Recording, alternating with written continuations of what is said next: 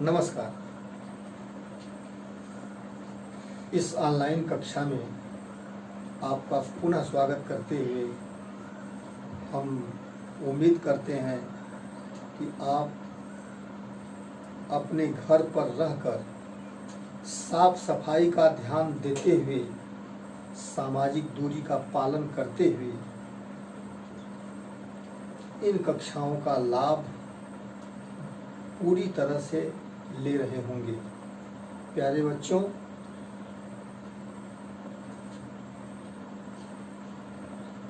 ये कोविड-19 यानी कोरोना संक्रमण गांव की तरफ भी बढ़ चुका है और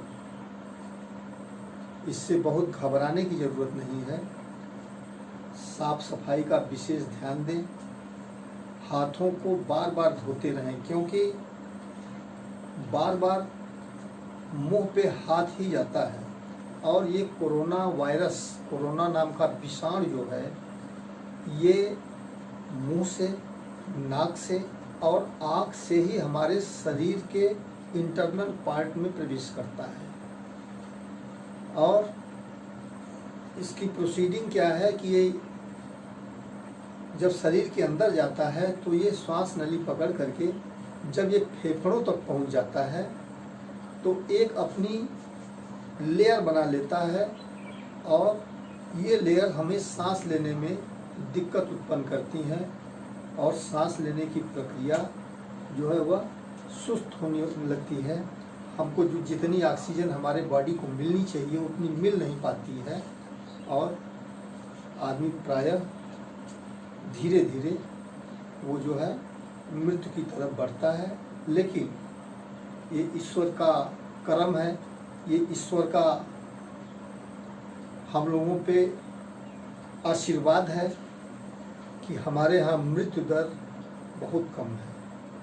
कोरोना संक्रमण से प्रायः उन्हीं लोगों की मृत्यु हो रही है जिनको कोरोना नामक बीमारी सेकेंडरी इन्फेक्शन के रूप में हो रही है, माने वो किसी रोग से प्राइमरी रूप से पहले से ही वो ग्रसित हैं और उसके ऊपर कोरोना हो जा रहा है, तो वही लोग मर रहे हैं।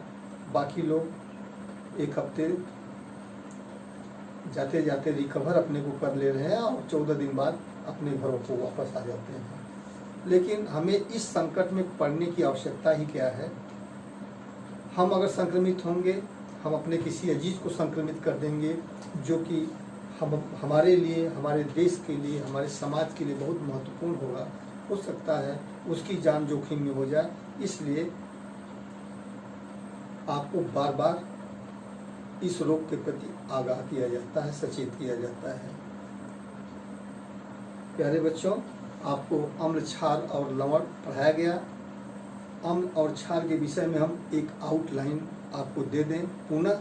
अब लवण पढ़ाएंगे इस कक्षा में। अम्ल वे पदार्थ होते हैं, पहले अम्ल के विषय में सुन लीजिए। अम्ल वे पदार्थ होते हैं, नंबर 1, जो स्वाद में खट्टे होते हैं।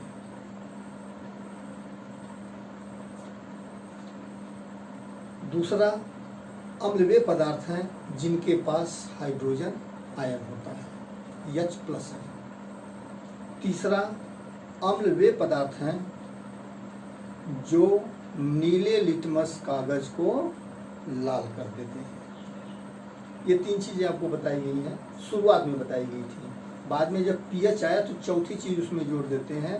अम्ल वे पदार्थ हैं जिनका pH मान 7 से कम होता है। और क्षार के विषय में एक आउटलाइन आपको बता दें। क्षार वे पदार्थ हैं, नंबर 1, जो स्वाद में कड़वे होते हैं। नंबर 2, जिनके पास हाइड्रॉक्सिल आयन होता है। नंबर 3, जो लाल लिटमस कागज को नीला बना देते हैं। नंबर 4, जिनका pH मान 7 से अधिक होता है, वे क्षार होते हैं।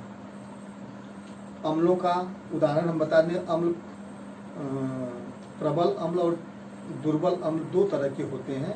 प्रबल अम्ल में नाइट्रिक अम्ल आता है, हाइड्रोक्लोरिक अम्ल आता है और सल्फ्यूरिक अम्ल आता है। दुर्बल अम्ल में एसिटिक अम्ल आता है, कार्बोनिक अम्ल आता है, ये सब दुर्बल अम्ल है। प्रबल क्षार, उसी तरह से क्षार भी प्रबल क्षार होते हैं और दुर्बल क्षार होते हैं। प्रबल क्षार में सोडियम हाइड्रोक्साइड या कास्टिक सोडा भी उसको बोलते हैं, पोटेशियम हाइड्रोक्साइड या कास्टिक पोटास भी बोलते हैं। दुर्बल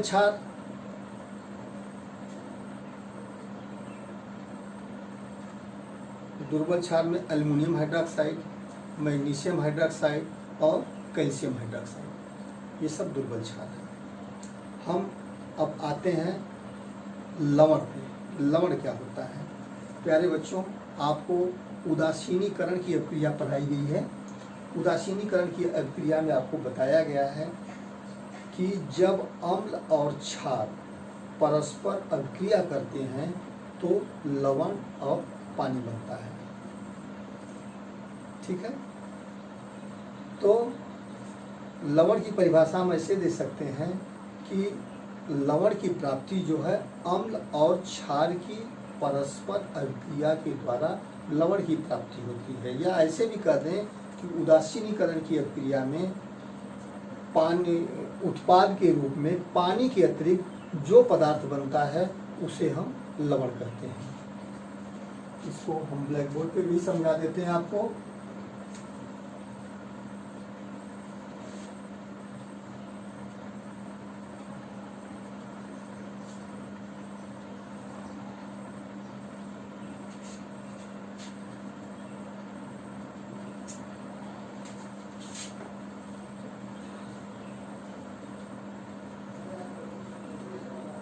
अम्ल और क्षार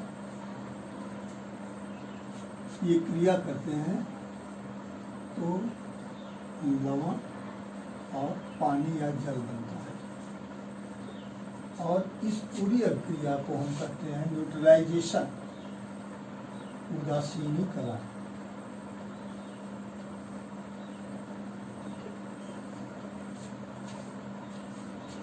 तो लवण की परिभाषा क्या देंगे? उदासीनीकरण की अभिक्रिया में उत्पाद के रूप में पानी के अतिरिक्त जो पदार्थ बनता है उसे हम जो है क्या कहते हैं? लवण कहते हैं। ये लवण जो है 3 प्रकार के होते हैं। पहला है अम्लीय लवण।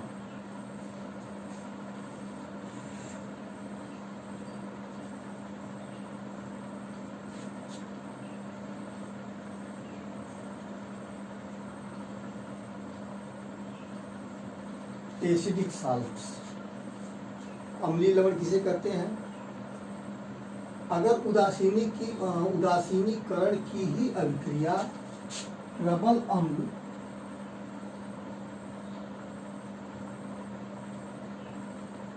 और दुर्बल क्षार के साथ कराई जाए तो इस अभिक्रिया में हमको अम्लीय लवण प्राप्त होता है। अम्लीय लवण प्राप्त होगा और पानी ये तो बनेगा ही बनेगा। तो अम्लीय लवण की परिभाषा हम क्या कर सकते हैं कि अम्लीय लवण प्रबल अम्ल और दुर्बल क्षार की अभिक्रिया द्वारा प्राप्त होने वाले पानी के अतिरिक्त पदार्थ को हम अम्लीय लवण कहते हैं। जैसे प्रबल अम्ल हम लेते हैं HCl,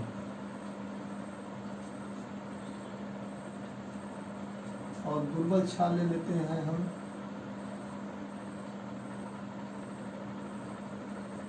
MgOH2। तो इसमें बनेगा MgCl2 प्लस, यानी तो अनिवार्य रूप से बनेगा, इसको बैलेंस कर लेते हैं।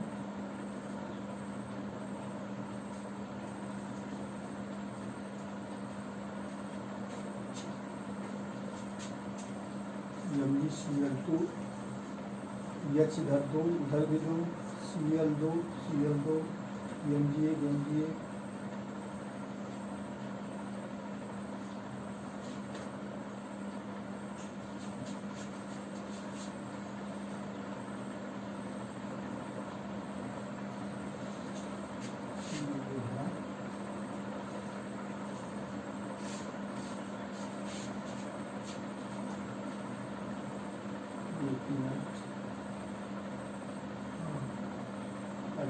ये जो है अब बैलेंस हो गया।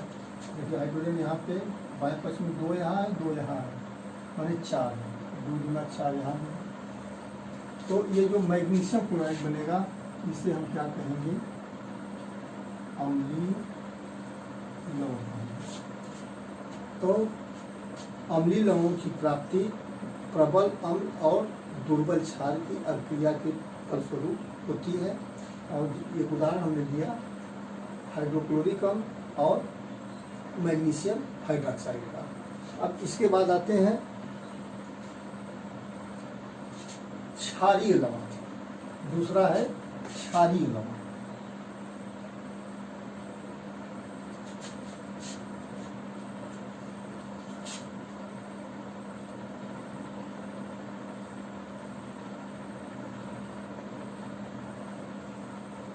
Basic salts.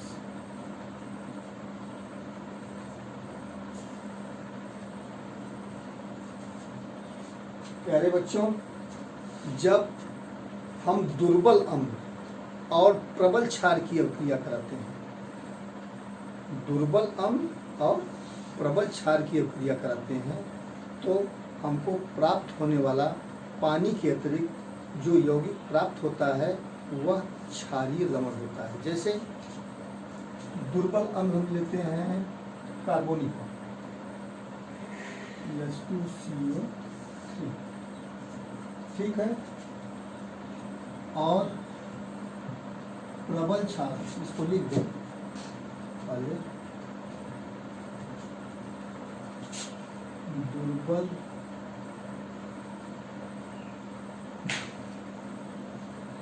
अम्ल प्रबल क्षार विदाउट क्षारीय लवण प्लस पानी। दुर्बल अम्ल हम लेते हैं कार्बोनिक अम्ल H2CO3। प्रबल क्षार लेते हैं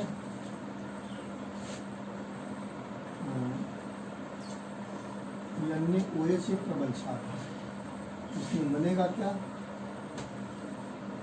Na2CO3 प्लस H2O। इसको बैलेंस कर लेते हैं। यहाँ पे Na2 है, यहाँ पे 2 कर देंगे। देखिए बैलेंस है कि नहीं है। 2H2O होगा 2।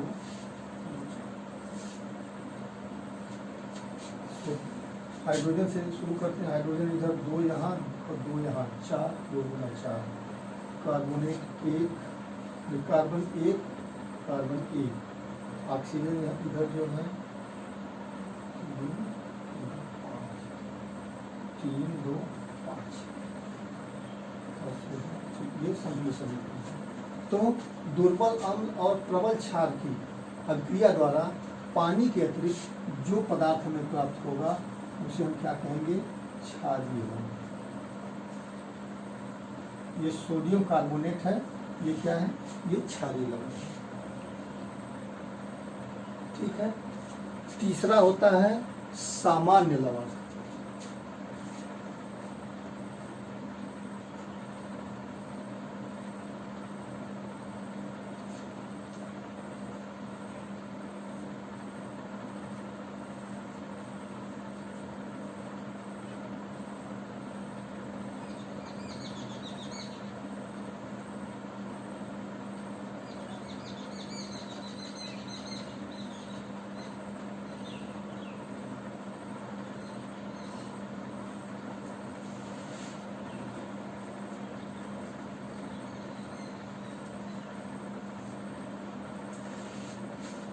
सामान्य लवणों की प्राप्ति प्राय हमेशा जो है जब प्रबल अम्ल और प्रबल क्षार परस्पर क्रिया करते हैं तो हमें सामान्य लवण प्राप्त होते हैं। कहने का मतलब प्रबल अम्ल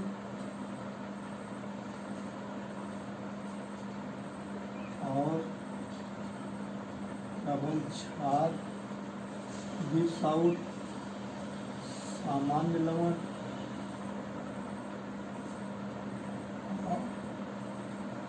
पानी।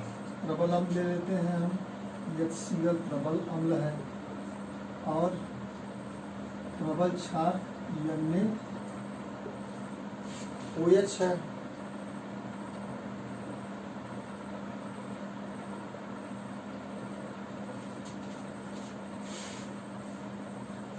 इसमें बनेगा NaCl प्लस H2O। तो ये लवण जो होगा वो सोडियम क्लोराइड का ये सामान्य लवण होगा। प्रबल अम्ल और प्रबल क्षारों की अभिक्रिया के फलस्वरूप पानी के अतिरिक्त प्राप्त होने वाले पदार्थ को, प्राप्त होने वाले रासायनिक यौगिक को हम जो है सामान्य लवण कहते हैं, जैसे सोडियम क्लोराइड। तो प्यारे बच्चों, आज की कक्षा में बस इतना ही, और आप घर पे रह के पढ़ाई करते रहें। और एक ज़रूरी सूचना, अपने मोबाइल में आरोग्य सेतु ऐप और आयुष कवच ऐप अवश्य अपलोड कर लें। और बरसात का मौसम प्रारंभ हो चुका है, तो बरसात के रोग होते हैं, जैसे टाइफाइड है, पीलिया है, मलेरिया है, तो इन सब से बचने के लिए भी आपको, जापानी इंसेफ्लाइटिस है, इन रोगों से बचने के लिए आपको साफ सफाई की आवश्यकता पड़ती है। सबको बचने के लिए साफ सफाई की आवश्यकता पड़ती है। मच्छरदानी, सोते समय मच्छरदानी का प्रयोग करें।